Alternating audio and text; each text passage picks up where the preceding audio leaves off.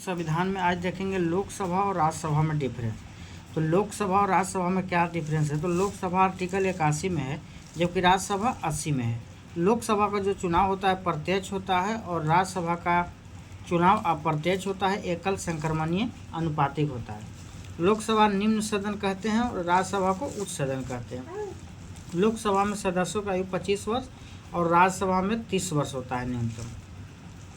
युवाओं का सदन लोकसभा को कहते हैं और राज्यसभा को वयस्कों का सदन कहते हैं। मूर्खों का सदन लोकसभा को और विद्वानों का सदन राज्यसभा कहते हैं। प्रथम सदन लोकसभा को कहते हैं, जबकि राज्यसभा को द्वितीय सदन कहते हैं। लोकप्रिय सदन लोकसभा को कहते हैं और शिष्टों का सदन राज्यसभा को कहते हैं। सदस्यों का कार्यकाल 5 वर्ष और राज्यसभा में सदस्यों का कार्यकाल 6 साल। लोकसभा कार्यकाल 5 वर्ष होता है, राज्यसभा का कार्यकाल अनंत होता है।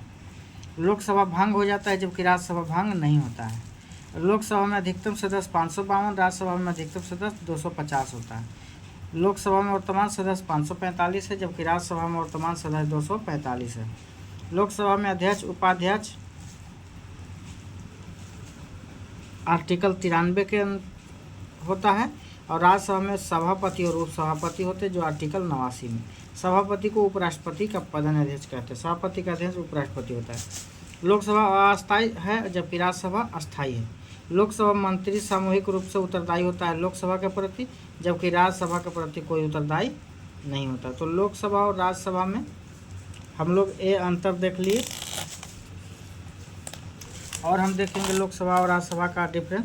लोकसभा का बहुमत दल का नेता पीएम बनता है, जबकि राज्यसभा के बहुमत दल का नेता पीएम नहीं बनता है। राष्ट्रपति एंग्लो इंडियन को नियुक्त करता है लोकसभा में 2 आर्टिकल 331 के तहत और राज्यसभा में राष्ट्रपति मनोनीत करता है 12 सदस्यों का। लोकसभा में धन विधेयक 110 पर आर्टिकल पर नियंत्रण करता है, जबकि राज्य सूची में संघ सूची या समवर्ती सूची में करने का अधिकार आर्टिकल 249 है। संयुक्त अधिवेशन लोकसभा में आर्टिकल 108 के तहत होता है। अध्यक्षता इसका लोकसभा अध्यक्ष करता है। अखिल भारतीय सेवा IAS IPS IFC जितना अफसर अनुच्छेद 312 से राज्यसभा के अधीन आते हैं। लोकसभा अध्यक्ष या उपाध्यक्ष आर्टिकल 93 में है और लोकसभा अध्यक्ष की नियुक्ति की शक्ति लोकसभा के कार्यों का संचालन के बीच में स्थगित किया जा सकता है। सचिवालय इनके अधीन काम करता है।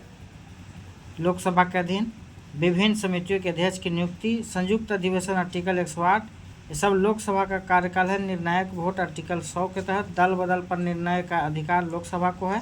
52वां संविधान संशोधन 1985, 60 दिन तक बिना अनुमति की अनुपस्थिति रहने पर सदस्यता रद्द होता है लोकसभा में। और राज्यसभा में उपराष्ट्रपति पर महाभियोग जैसी प्रक्रिया राज्यसभा में प्रारंभ होती है।